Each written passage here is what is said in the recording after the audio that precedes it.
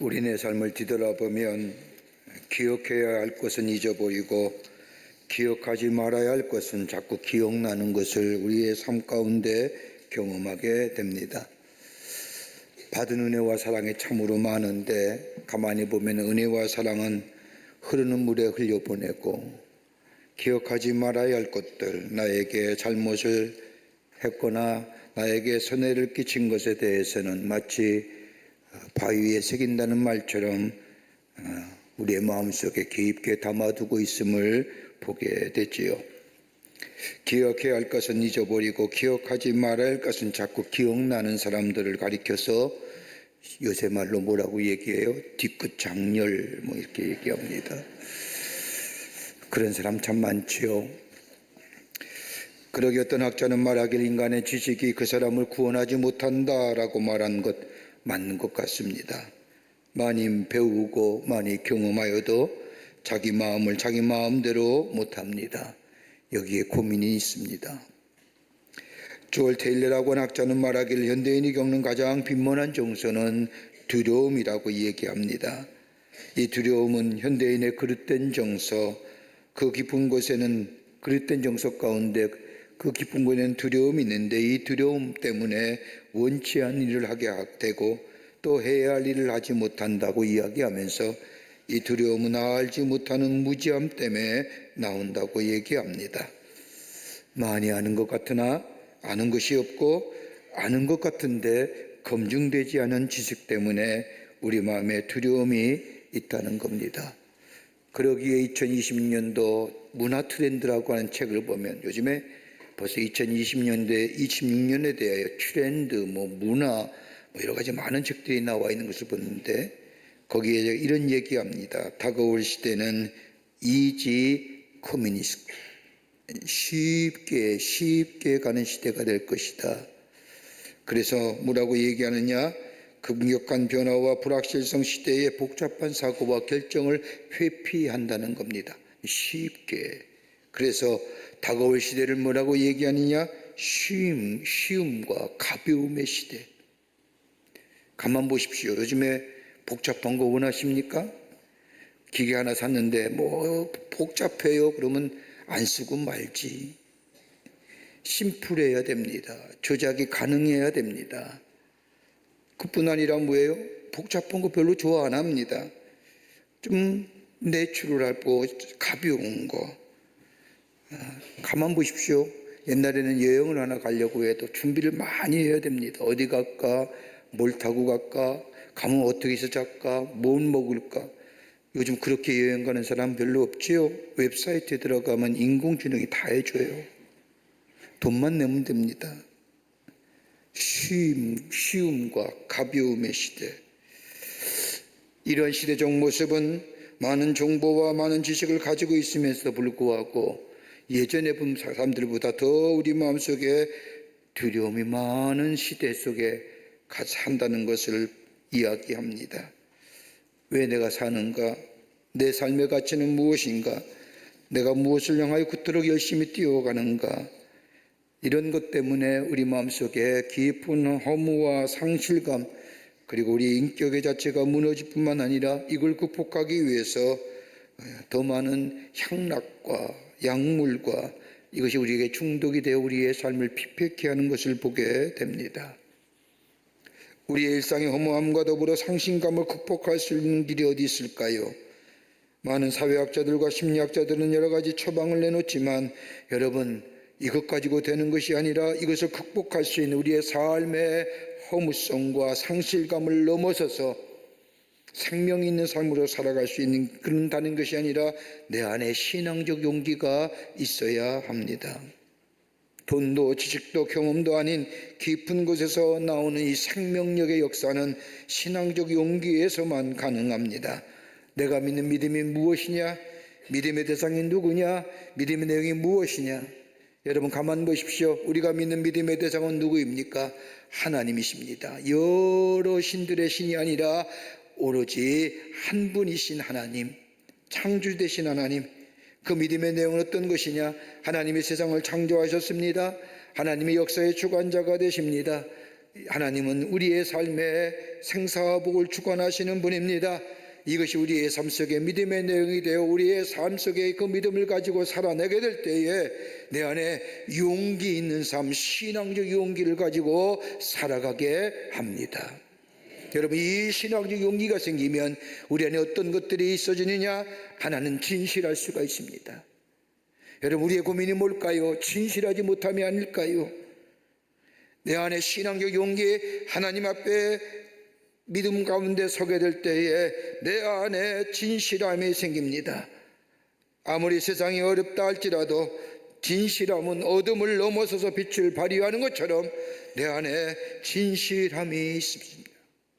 또 하나 또 간다면 겸손할 수가 있습니다. 여러분, 가만히 보십시오. 많이 가지고 많이 경험하고 많은 지식을 있는 사람들, 여러분 겸손한 자 별로 없습니다. 오만하지요, 교만하지요. 그러나 내가 예수 그리스도의 십자가 은혜로 예수를 믿고 구원받은 사람들, 여러분 겸손할 수가 있습니다. 우리 예수님이 나를 위하여 이 땅에 오셨을 뿐만 아니라 나의 죄를 위하여 십자가에 달려 돌아가시고 내 죄를 사해 주실 뿐만 아니라 나를 하나님의 사람으로 참으신 그 하나님의 은혜, 내가 죽어야 되는데, 내가 죄의 쌍은 사망이라고 했는데 나를 살려주시고 나를 새롭게 하신 그 하나님의 놀라운 은혜를 생각할 때에 나는 그 안에 낮아질 수가 있습니다. 비울 수가 있습니다. 겸손한 존재로 살아갑니다. 또 하나 또 간다면 내가 나를 분명히 압니다. 나의 가치를 분명히 바르게 압니다. 예전엔 세상의 어떤 걸로, 내가 가진 것들로, 내가 배운 지식으로 나 자신을 평가하고 나 자신의 존재를 얘기했다고 한다면 예수 안에서 믿음으로 신앙적 용기를 가지게 될 때 내가 분명히 누구인지를 압니다. 죄인이었지만 나를 얼마나 사랑하시는지, 하나님이 얼마나 나를 사랑하시는지, 나라는 존재를 어떻게 얼마나 가치 있게 생각하시는지, 우리가 신앙적 용기가 우리 안에 있게 될 때에 우리의 가치를 제대로 평가할 수가 있습니다. 나는 그러기에 결코 외로운 존재가 아닙니다. 홀로가 아닙니다. 우리 하나님이 나와 함께 하십니다. 우리 예수님이 나와 동행하십니다. 성령이 나의 삶을 인도하여 주십니다 라고 하는. 또 하나 또 한다면 책임적인 존재가 됩니다. 믿음이 내 안에 있어 그 믿음을 가지고 내 안에 거룩한 용기, 홀리 볼드니스, 신앙적 용기를 가지면 책임적 존재가 됩니다. 하나님 앞에서 책임지는 인격적 존재가 됩니다. 여러분 가만히 보십시오. 창세기 말씀을 보면 하나님께서 세상을 창조하신 후에 에덴 동산에서 아담과 하와를 살게 하셨습니다. 그러던 어느 날 뱀의 유혹에 넘어가 선악과를 따먹습니다. 그날부터 세상에 죄가 들어옵니다. 여러분, 아담과 하와가 에덴 동산의 선악과를 따먹는 순간부터 죄된 것이 우리 가운데 들어왔는데 그 모습은 어떤 것인가요? 그렇게 좋았던 관계가 분리되잖아요. 너 때문이야, 바로 너야. 분리되게 만듭니다. 갈라집니다. 사랑도 도망가 버리고 맙니다. 가정이 무너져 내립니다. 죄는 분리하고 무너져 내리게 하는 겁니다. 여러분, 아무리 성숙한 인격이나 아무리 고귀한 도덕적인 것을 가졌다 할지라도 죄가 들어오는 순간 그 인생 무너집니다. 더 나아가 인간의 타락한 죄성 때문에 자신의 잘못을 못 보고 다른 사람의 허물만 봅니다. 자기가 책임져야 할 부분을 다른 사람에게 넘겨버립니다. 여러분, 그러나 믿음 안에서 신앙적 용기를 가지는 삶은 책임적 존재가 됩니다. 책임지는 거예요. 여러분, 진정 자유인이 어떤 걸까요? 뭐 경제적이고 사회적이고 환경적인 자유 아닐 겁니다. 내가 책임적인 존재가 될 때에 그 사람이 진정한 자유인 아닐까요? 하나님 앞에서 정직할 때에 우리 안에 신앙적 용기가 있어지게 됩니다. 겉으로 변한 것은 없지만 우리의 겉사람은 시간이 지나면 지날수록 후패해 가지만은, 그러나 우리의 내적 안에는 하나님 앞에 정직한 사람, 믿음으로 사는 사람에게는 거룩한 용기, 신앙적 용기를 가지고 겸손하게, 진실하게, 책임적 자로 내가 누구인가를 분명히 깨닫고 살아가는 하나님의 사람으로 선한 영향을 미치는 삶으로 살아가게 합니다.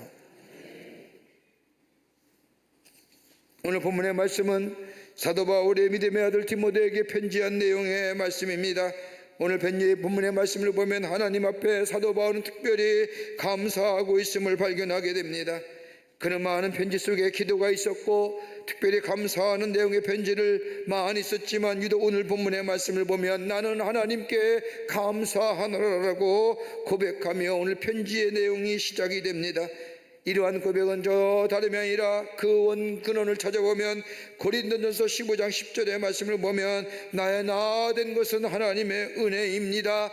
이 은혜가 헛되지 아니하여 내가 있습니다라고 고백하는 것처럼 그 고백에 근거하여 하나님의 은혜가 나로 하여금 오늘 여기 있게 하였다고 고백합니다. 내가 가진 것들에 의하여 나라는 존재가 세워지는 것이 아니라 오직 하나님의 은혜가 오늘 나로 하여금 여기 있게 하셨습니다. 세상의 것들이 나를 만들고 존귀케 한 것이 아니라 은혜가 있었기에 나라는 존재가 오늘 여기에 있습니다. 그 하나님의 은혜가 바울의 정체의식이요 자기 존재의 의미라고 얘기합니다. 그러면서 얘기하기를 그 하나님의 은혜가 오늘 나로 하여금 능하게 하셨습니다. 능하게 하셨다는 말은 헬라어로 엔투나와 산티라고 얘기하는데 여기서 능력을 주셨다, 디나미스입니다. 내가 소유하고 얻어지고 내가 가진 것이 아니라 그 은혜가 나의 나 된 것은 하나님의 은혜입니다. 하나님의 도우심이었습니다. 하나님이 여기와 함께 하셨습니다. 그 은혜의 고백이 나로 하여금 하나님의 능력을 덧입어서 이 세상 가운데 살게 하셨다는 겁니다. 내가 주의 복음을 전할 수 있는 것도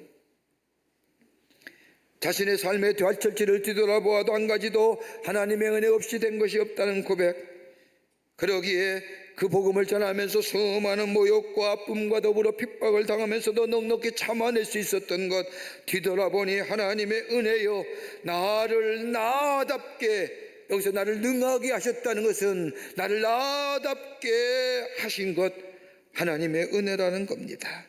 그 은혜가 나로 하여금 에너지화되게 하고 그것이 나에게 능력이 되어 내 안에 생명의 역사를 넘치게 하셨다는 겁니다. 우리의 삶, 예수의 은혜가 나로 하여금 능하게 하셨다고 하는 이 바울의 고백, 오늘 우리의 고백이 되어야 될 줄 믿습니다. 나를 능하게 하신 예수 그리스도, 그 하나님의 은혜가 어떤 것인지, 바울은 뭐라고 고백하는지 오늘 이 말씀을 통하여 함께 은혜를 나누며 기도의 제목을 얻고 이 말씀 가운데 살아가는 여러분과 저와 되시기를 먼저 주의 이름으로 축원합니다. 첫째는 나를 향해 오래 참으셨다는 겁니다. 여러분, 이것보다 귀한 말씀이 어디 있을까요? 나를 향해 참으신 우리 예수님, 오늘 13절 말씀을 보면 바울은 예수 만나기 전에 삶에 대하여 이렇게 고백합니다. 내가 전에는 비방자요 박해자요 폭행자였으나 도리어 국리를 입은 것은 내가 믿지 아니할 때에 알지 못하고 행하였습니다. 내가 전에 하나님을 비방하고 예수를 믿는 사람을 박해하고 폭행하였으나 하나님의 나를 긍휼히 여겨 오래 참으시고 나를 하나님의 사람으로 삼아주셨다는 고백입니다. 내가 죄를 지었을 때에도 우리 하나님은 참으셨다는 겁니다. 심판하지 아니하시면 참으신 겁니다. 심판하면 그대로 죽을 수밖에 없는 인생인데 하나님이 오래 참으셨다는 겁니다. 스데반을 향하여 돌을 던질 때도 우리 하나님은 참으셨다는 겁니다. 내가 예수를 믿는 사람들을 잡으려고 저 다메섹으로 달려갈 때에도 우리 하나님은 참으셨습니다. 더 나아가 예수를 믿는 수많은 사람을 핍박할 때에도 우리 하나님은 참으셨습니다. 참으셨습니다. 그 오래 참으심이 오늘 나가 나 된 것이라는 겁니다. 우리 교회 교우들 가운데 참 간증의 이야기가 많은데 들을 때마다 큰 은혜가 됩니다. 그 간증의 말씀 가운데 아직도 제가 기억나는 우리 권사님 한 분의 간증 얘기가 늘 기억에 남습니다.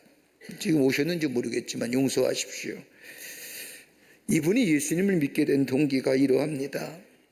교회에 출석한 지 얼마 되지 않아서 교회에서 호랩산 기도회를 한다는 겁니다. 그래서 전도받아 교회에 나왔는데 그래 교회 나리는 게 그렇게 신통치가 않습니다. 별 재미도 없고. 그러다 보니까 호랩산 기도회 한다는 거 얘기도 듣고 한번 나가봐야겠다 그러는데 또 목사님 설교하기를 예수 믿는 사람이 기도하지 않는 것은 아니다. 그는 예수 믿는 사람이 아니다라고 하는 말씀도 들었고 그래서 한번 호랩산 기도회 나가봐야겠다 생각을 했습니다. 그러던 어느 날이었습니다. 그날따라 교회 근처에서 일관계로 회식 자리가 있었습니다. 밤이 새도록 술을 그분의 표입니다. 처먹었다는 겁니다. 새벽녘이쯤에서 술자리가 끝나서 집에 가려고 나오는데 마침 이 거리를 지나가는 겁니다. 이 앞거리를. 그런데 그 새벽에 호랩산 기도에 우리 교우들이 많이 올라오는 모습을 보면서 언뜻 교회 나가서 들은 이야기가 생각난 겁니다. 예수 믿는 사람은 기도하는 거야. 호랩산 기도에 나와야 돼. 그래서 술 기운에 술 취한 그 몸 가지고 교회에 들어온 겁니다. 그것만 해도 대단한 거지요. 들어와서 2층에 올라왔습니다. 비틀거리고 올라온 겁니다. 계단을 잡고 올라왔는데 2층까지 올라와서 얼마나 숨이 차는지 헛헛거리는데 3층에 올라가고 몸을 확 돌린 순간 어지러운 거예요. 용서하십시오. 먹은 거 그대로 토대냈어요. 냄새가 진동하지요. 그러니까 뭘 모르고 그 웬만하면 창피할 터인데 그 창피함도 모르죠 뭐. 그냥 올라와서 3층 구석에 앉았어요. 호랩산 기도회 내내 자는지 주무시는지 들리는지 모르고 거기 앉아서 그냥 기도에 참석한 겁니다. 그런데 그날 다 은혜 받은 거예요.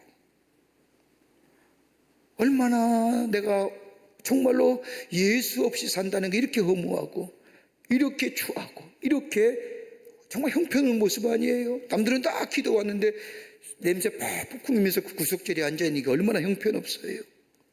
회개한 거예요. 그리고 은혜를 받았어요. 그리고 예수 믿기로 결단한 겁니다. 그러면서 간증하는 거예요. 제가 목사님 그때는 몰라서 그랬지요. 제정신입니까? 정신 나간 놈이지요. 몰라서 그런 거예요. 알면 그렇게 하겠습니까? 그렇게 고백합니다. 하나님이 참으신 거지. 바울이 생각하는 거예요. 내가 생각해보니 천하에 잘못했습니다. 잘못한 게 너무나 많습니다. 그런데 우리 하나님이 참아주신 거예요. 오래오래 너그럽게 참아주셨기에 오늘 내가 있다는 고백입니다. 바울은 여기서 끝나는 것이 아니라 오래 참으셨뿐만 아니라 하나님이 나를 불러주셔서 하나님의 자녀 삼으셨는데 내가 생각해도 아무런 공로가 없이 하나님이 무조건 나를 부르셔서 하나님의 사람이 되게 하는 은혜를 생각할 때에 얼마나 귀한지. 그래서 뭐예요? 충성되이 여기셨다고 말합니다. 나를 충성되이 여기셨다는 겁니다. 여기서 충성이란 단어는 헬라어로 피스티스인데 이게 그냥 충성이라고 하는 마음의 중심을 다하여 하나의 말에 대하여 일을성이다 이런 얘기가 아니라 신실함, 진실함. 내가 예수 믿고 하나님의 자녀됨에 대한 이 믿음의 신실함을 부족하지만은 그 신실함을 우리 하나님이 알아주셨다는. 그래서 뭘 줘요? 구원함을 주신 거예요. 믿음을 선물로 주신 거예요. 그리고 믿어주신 거예요. 참으셨을 뿐만 아니라 믿어주셨다는 거예요. 여러분, 인간은 사랑으로 태어나고 사랑 안에서 자라며 사랑을 주며 사랑 안에서 인생의 마지막을 맞이하지 않습니까? 그러게 출발이 사랑이요 마지막도 사랑입니다. 그런데 사랑을 말하지만 사랑 중에 가장 큰 사랑이 무엇일까요? 믿어주는 거 아닐까요? 나를 믿어준 사람에게 사랑이 가는 겁니다. 여러분, 우리 자녀들에게 사랑한다는 말을 말해야 합니다. 그 사랑한다는 말 속에는 다름이 아니라 내가 너를 믿어라고 하는 얘기입니다. 제가 결혼식 주례할 때마다 주례사가 거진 같거든요.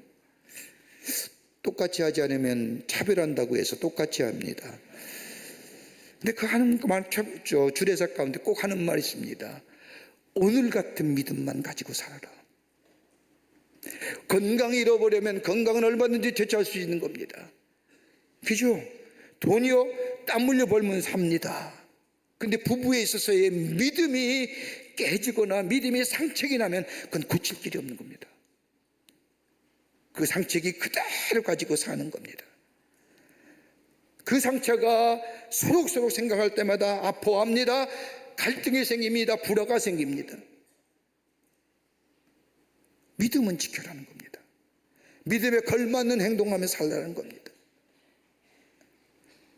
근데 우리 하나님께서 바울을 향하여 충성되게 여기셨다는 것은 바울을 믿어줬다는 겁니다. 아, 너가 예수 믿어 구원받아 하나님의 자녀가 되고 하나님의 사람으로 살겠다고 하는 그 신실함, 그 믿음의 모습 믿어줬다는 겁니다. 그래서 뭐예요?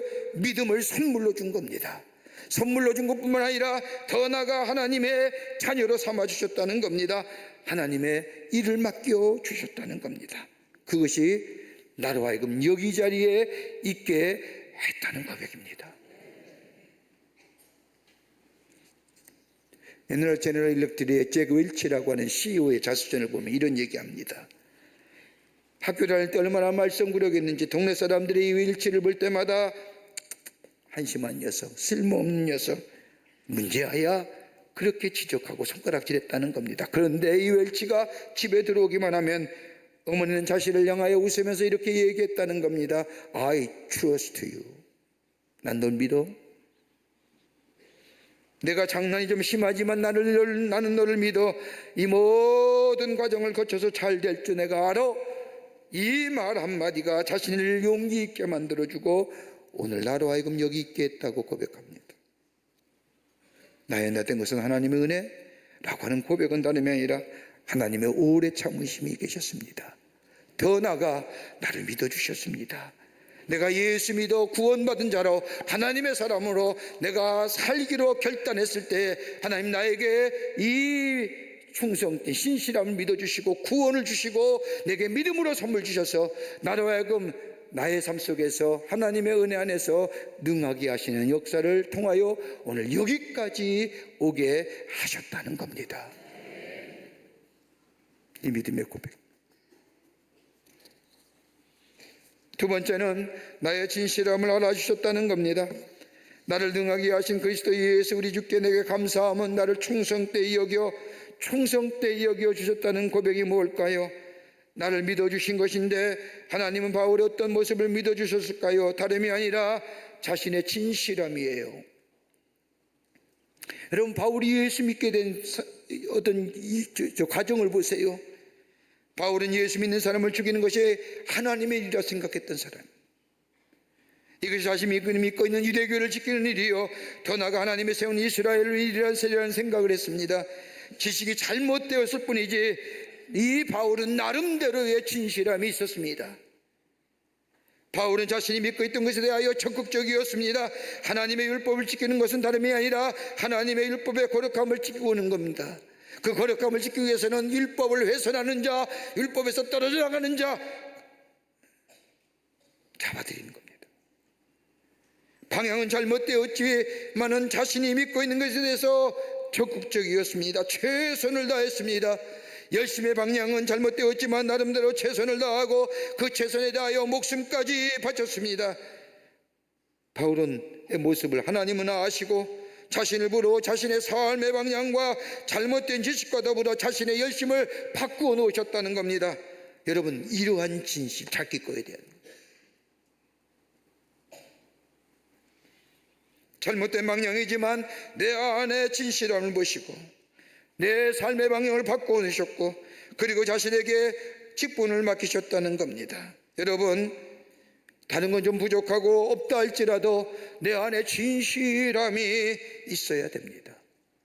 내가 좀 재주가 없고 능력이 없다 할지라도 내 안에 진실이 있으면 무서운 사람 됩니다. 그러나 능력이 많다 할지라도, 아무리 재주가 많다 할지라도, 아무리 지식이 많다 할지라도 그 안에 진실성이 결여되면 다른 사람을 속이는 존재가 됩니다. 진실함이, 하나님이 내가 잘못된 방향이지만, 내가 가는 계획이 잘못된 계획이지만 내 안에 진실성을 보시고 하나님이 불러주셨다는. 여러분, 바울의 선교를 보면 그는 유대 사람에게 복음을 전하라고 무척이나 애를 동족에게 복음을 전하려고. 그런데 자신의 동족에게 복음을 전하려고 할 때마다 어렵습니다. 길이 막힙니다. 핍박이 얼마나 많은지 모릅니다. 그러나 바울에게서 능히 감당할 만한 일입니다. 그러나 바울이 생각합니다. 이방 사람들에게 복음을 전하는 것, 이것이 하나님 내게 주신 귀한 일이 아닐까. 그러면서 그는 이방인에 들어가서 복음을 전하며 복음의 역사를 일으킵니다. 끈질기게 자기 동족에게 복음을 전하기 원했지만 그건 바울의 목이 아니었습니다. 바울에게는 오직 이방 민족에게 복음을 전하는 일이었습니다. 그는 생각합니다. 내게 이런 직분 주셨다. 뭘 보고요? 내 안에 진실함.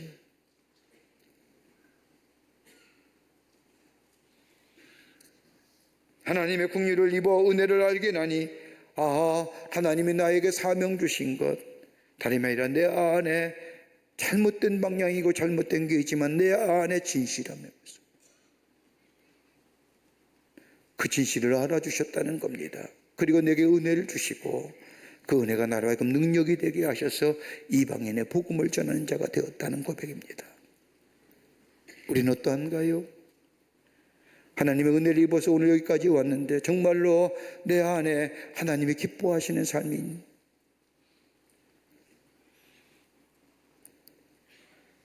끝으로 오늘 본문의 말씀에 또 하나는 나를 통하여 하나님의 일하심을 보여주시기 위해서 내게 은혜 주시고 내게 능력 주셨다는 거예요.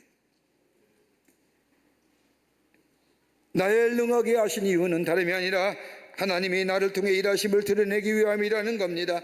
16절 말씀에 보면 내가 긍휼을 입은 까닭은 예수 그리스도께서 먼저 일체월에 참으심을 보이사 후에 주를 믿어 영생을 얻는 자들에게 본이 되게 하려 하심이라 라고 말합니다. 포약자요, 해방자요, 박해자요, 그럼에도 불구하고 내가 하나님을 모르고 하나님을 배반하고 하나님의 일을 회방하였음에도 불구하고 오래 참으시며, 비록 잘못된 지식으로 잘못된 전통에 잘못된 열심을 가지고 딴 길로 가고 있지만 그럼에도 불구하고 나의 진실함을 아시고 나를 만나주시고 새롭게 하시어 주의 직분을 맡겨주신 것은 하나님이 나를 통하여 일하신다는 것을 드러내기 위함이라는 겁니다. 귀하지 않습니까? 하나님이 여러분을 통하여 일하시면 여러분의 맡은 자리에서 어떤 뭐든지 하나님이 도우시고 지키시고 인도하시는 그 놀라운 일들은 다름이 아니라 여러분을 통하여 하나님의 일하심을 드러내기 위함이라는 거예요. 내가 위대한 일을 해서가 아니라 내가 어느 자리에서 어떤 일을 하든 간에 나라는 자가 하나님의 부르심을 받아 쓰임받고 있다는 그 자체. 그러기에 바울은 뭐라고 얘기합니까? 영생을 얻는 자들에게 본이 되게 하려 하심이라는 거예요. 믿는 사람들에게 본이 되게 하려 하십니다. 이탈리아의 작곡가이며 바이올린 연주자인 비발디, 여러분 잘 아실 겁니다. 대표적인 곡으로 사계지요. 한 번은 그가 연주회 열 때 수많은 사람들이 모여들었습니다.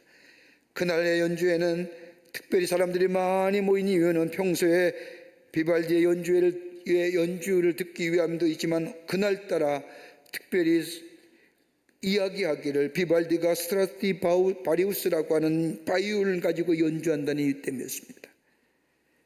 연주회 열리는 장소에 입추의 자리 없이 여지없이 많은 사람들이 가득 찼습니다.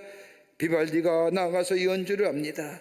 많은 사람들이 이 비발디의 연주를 들으면서 눈을 지그시 감고 그의 연주를 감상하며 이구동성으로 얘기합니다. 확실히 스트라디바리우스의 바이올린 소리는 달라도 달라.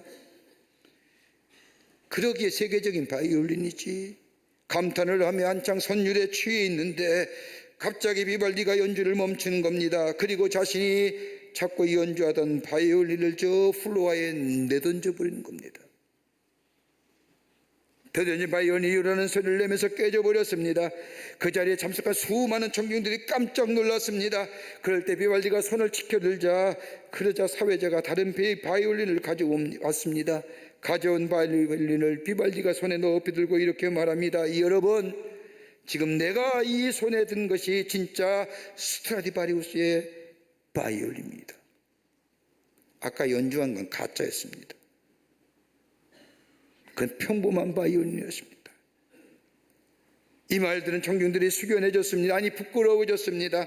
그러면서 비발디가 이어서 말합니다. 여러분, 바이올린이 좋다고 해서 좋은 소리가 나나요?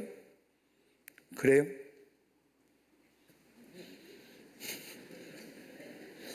문제자는 연주자가 누구냐에 따라서, 연주가 누가 하느냐에 따라서 문제죠. 어떤 사람이 연주에 따라서 음의 색깔이 달라집니다. 아무리 좋은 악기를 가지고 있다 해도 연주자의 실력이 변변치 않으면 절대로 좋은 소리를 내지 않습니다. 누구의 손에 붙잡혀 연주하니? 우리의 삶 어떠신지요? 누구의 손에 이끌려 여기까지 오셨습니까? 아직도 내가 나의 존재함은 내 경험, 내 지식, 내 능력, 내 재산, 내 재물 아닐 겁니다. 쉬 사라지는 겁니다.